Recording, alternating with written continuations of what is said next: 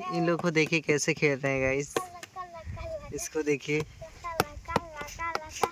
देखिए इसको मुस्कुरा रहा है। तो गाइस देख सकते हैं आप लोग कैसे मुस्कुरा रहा है ये। काफ़ी इंजॉय कर रहे हैं ये लोग। और इसको देखिए ये क्या बनाया है, बचपन का याद दिला रहे हैं गाइस ये लोग। बचपन में हम लोग भी ऐसे ही खेलते थे और ये लोग भी ऐसे ही खेल रहे हैं। देखिए कितने प्यार से खेल रहे हैं गाइस। ऐसे मेरे ब्लॉग से बने रहिए और एंजॉय करते रहिए आप लोग। देखिए निकल रहा है वो, ये कह रहा है डम डम लाका लाका।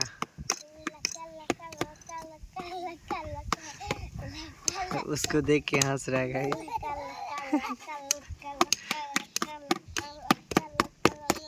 उसको देखिए वो क्या कर रहा है। ऐसे बचपन में हम लोग भी घर बना के खेला करते थे। पहले बहुत हम लोग खेलते थे ऐसे। और इन लोग को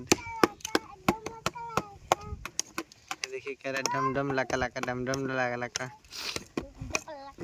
तो कितने अच्छे से खेल रहे हैं ये लोग।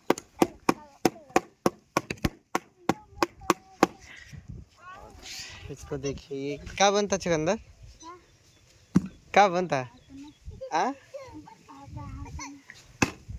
बाबा होता ना।